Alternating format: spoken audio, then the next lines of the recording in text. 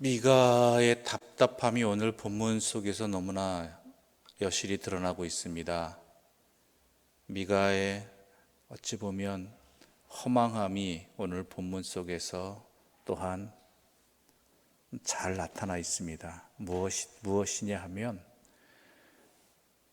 아무런 희망이 없다라는 것이죠. 아무런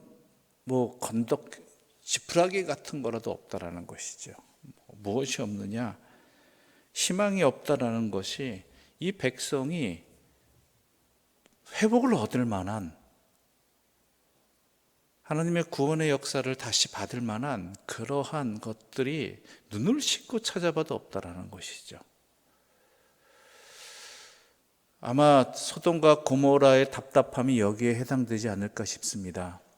하나님께서 그 강대한 성읍, 그 큰 성읍 소돔과 고모라에서 의인 10명만 있어도 내가 그 성을 멸하지 않겠다라고 말씀하셨는데, 여기는 그 이상으로 아무것도 없다라는 것이죠. 미가는 이렇게 말합니다. 1절과 2절의 말씀 함께 읽어볼까요? 1절과 2절입니다. 재앙이로다.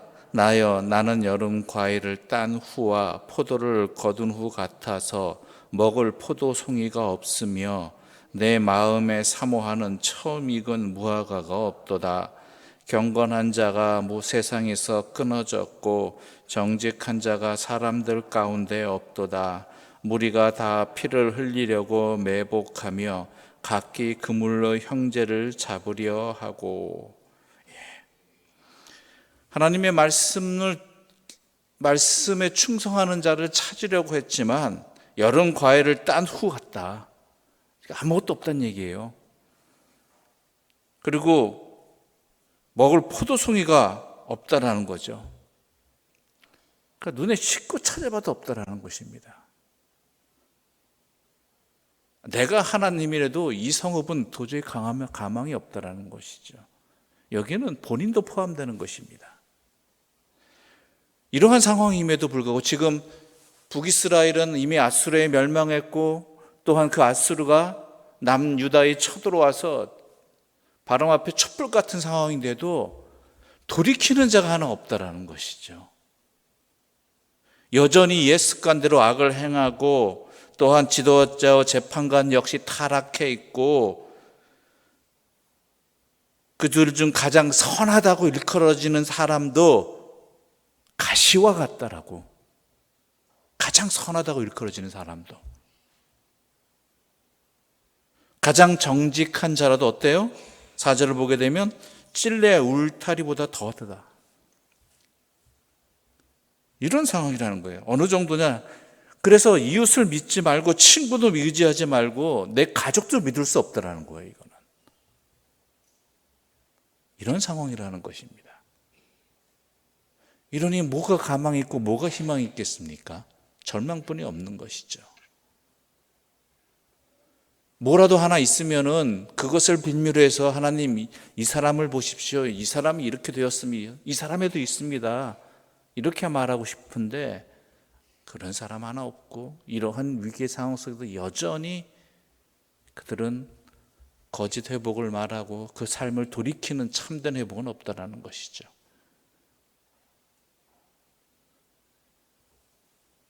이러니 얼마나 힘든 상황입니까? 심지어 그 가정마저도 타락했다라는 사실. 그래서 이미 미가는 절망합니다. 이들에게는, 나에게는 이제는 형벌밖에 없다. 이제는 더 이상 가망성이 없다라는 것이죠. 가망성이 아니라 당연하게 멸망만이 남아있는 상황이라는 것이죠.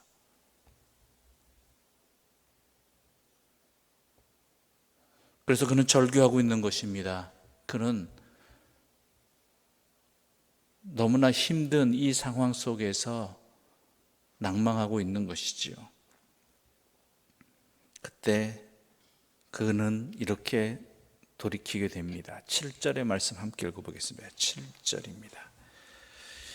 함께 읽겠습니다. 오직 나는 여호와를 우러러 보며 나를 구원하시는 하나님을 바라보나니 나의 하나님이 나에게 귀를 기울이시리로다. 아멘. 세상을 바라보면 희망이 없지만 너무나 답답해서 너무나 안타까워서 하나님을 바라봤더니 하나님께로 말미암는 희망이 생기더라는 것이에요.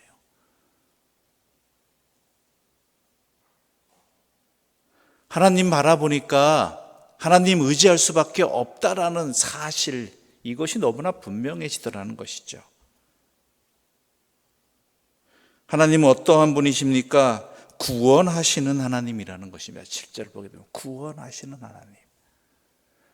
우리가 무슨 자격이 있어서 뭘 잘해서 뭘 건덕지가 있어서가 아니라 하나님 자체가 구원하시는 하나님이시기에 그 하나님의 성품에 의지할 수밖에 없고 그 하나님의 성품 때문에 내가 희망이 생기더라는 것이에요. 하나님이 이런 분이시다. 탕자의 비유가 생각나지 않습니까?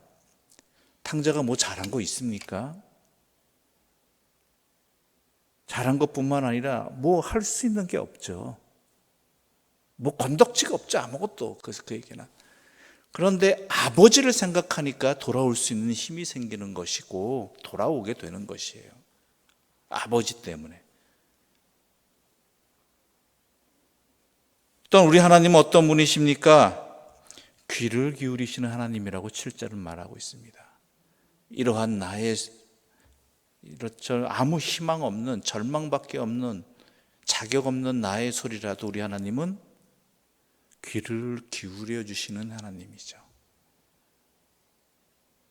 우리도 그렇지 않습니까? 우리가 듣고는 있는다고 하지만 들을 가치가 없는 이야기라든지 아니면 사람의 이야기라면 시선은 딴 데 가 있고 마음은 딴 데 가 있고 귀는 전혀 안 기울이고 있는데 우리 하나님은 아무런 자격 없고 가치 없는 우리들을 향해서도 귀를 기울여 주시는 분이라는 것이죠. 그 하나님 믿고 가는 겁니다. 그 하나님 바라 깨닫게 되니까 그 다음이 생기더라는 것이죠. 또 하나님 어떤 분이십니까? 8절 말씀 함께 읽어보겠습니다. 8절입니다. 나의 대적이여 나로 말미암아 기뻐하지 말지어다. 나는 엎드러질지라도 일어날 것이요 어두운 데 앉을지라도 여호와께서 나의 빛이 되실 것이미로다. 아멘.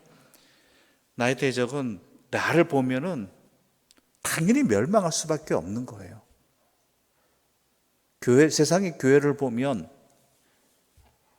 또한 세상의 그리스도인을 보면 당연히 바라볼 것 없고 의지할 것 없고 그러한 비참한 상태이지만 그러한 것을 보는 것이 아니라 누구를 봐야 돼요? 하나님을 바라봐야 된다는 것이죠. 하나님 어떤 분이요? 어두운 데 있을지라도 나의 빛이 되시는 분이라는 것이죠. 하나님은 여호와를 바라봐야 되는 거예요. 그래서 내가 그 어떤 상황이 있다 할지라도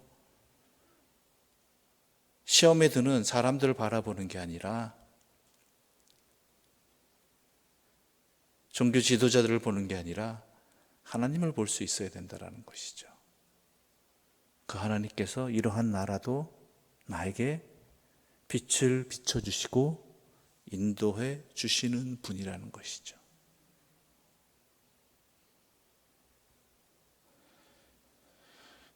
9절의 말씀 우리 함께 읽어보겠습니다. 9절의 말씀입니다. 함께 읽겠습니다. 내가 여호와께 범죄하였으니 그의 진노를 당하려니와 마침내 주께서 나를 위하여 논쟁하시고 심판하시며 주께서 나를 인도하사 광명에 이르게 하시리니 내가 그의 공의를 보리로다. 아멘. 누굴 위해? 주께서 나를 위해서, 이러한 나를 위해서 어떻게 해요? 논쟁하시고 심판하시는데 그 목적이 어디 있어요?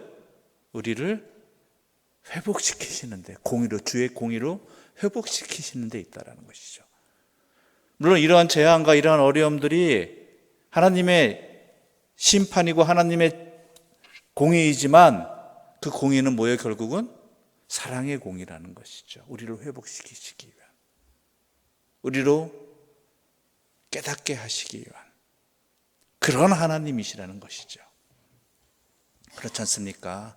내가 매 맞을 때도 나를 때리는 사람이 어떤 사람인지 알게 된다면 그 매가 어떠한 성격을 가지고 있는지, 그 매를 통해서 어떠한 역사가, 결과가 나오게 되는지 우리는 알 수 있잖아요. 나를 때리는 사람이, 때리는 존재가 믿을 수 없는 존재라면 그것은 나에게 단순히 폭력이 되고 상처가 되고 아픔이 되지만, 그 사람이 나를 진정으로 사랑하고 또한 나를 아끼는 사람이고 그 사람의 목적이, 그런 행동의 목적이 회복에 있다는 것을 분명히 안다면 그 매가 어떤 매예요? 나를 일으켜 세우는 매가 된다는 것이죠. 우리 하나님이 그러신 분이라는 것이죠. 결국 내가 하나님의 공의를 보게 될 것이다, 깨닫게 될 것이다, 하나님의 매를 통해서.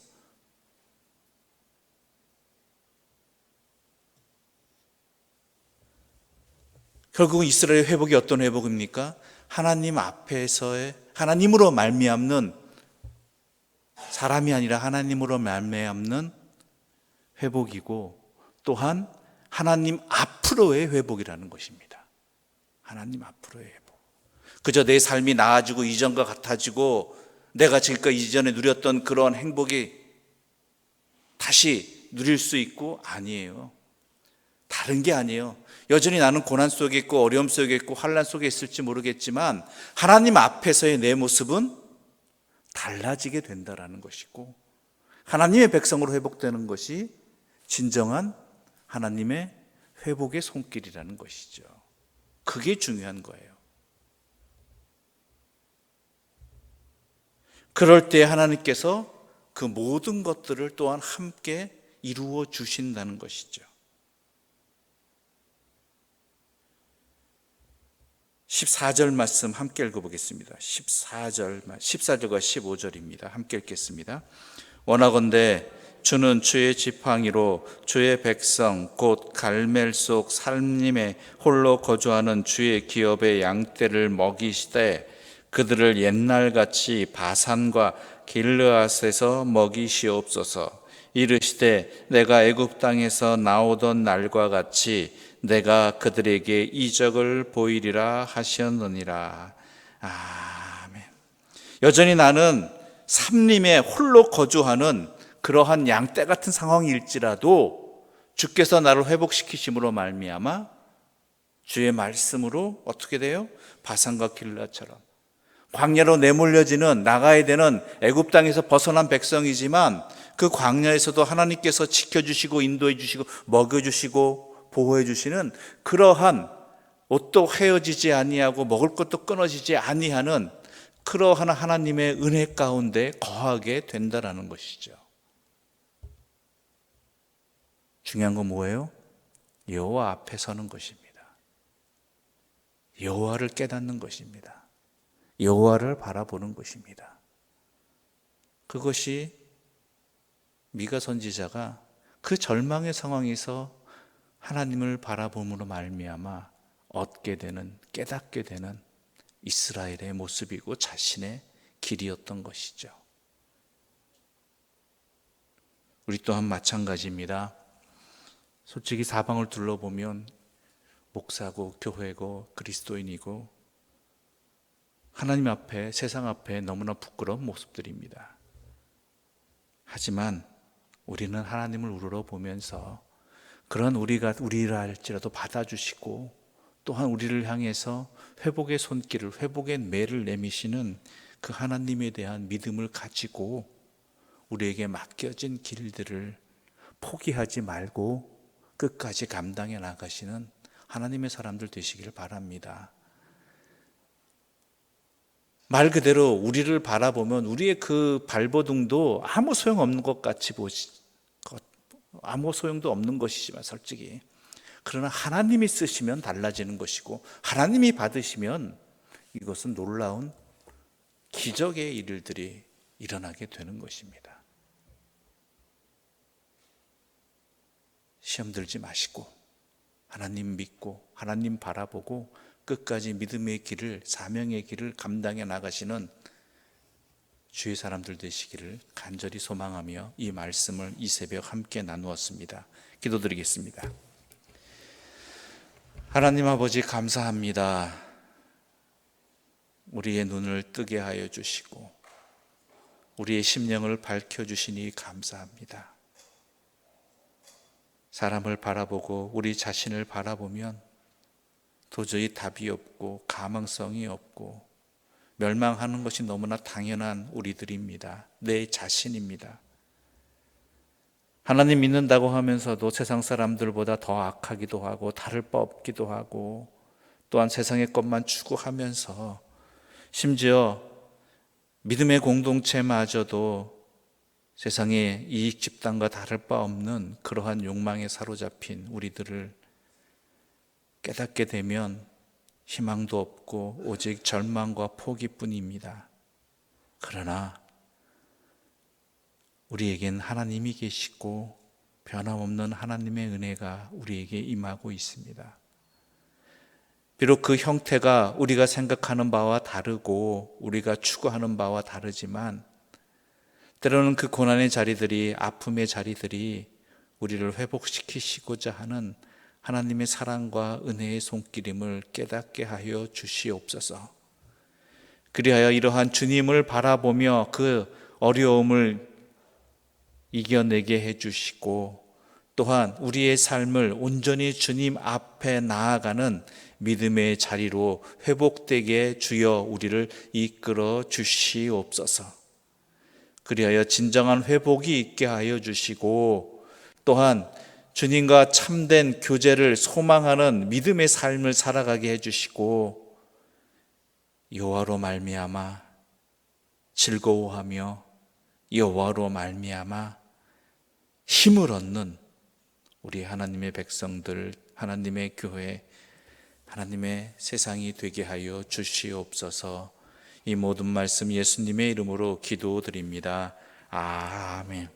하늘에 계신 우리 아버지의 이름을 거룩하게 하시며 아버지의 나라가 오게 하시며 아버지의 뜻이 하늘에서와 같이 땅에서도 이루어지게 하소서.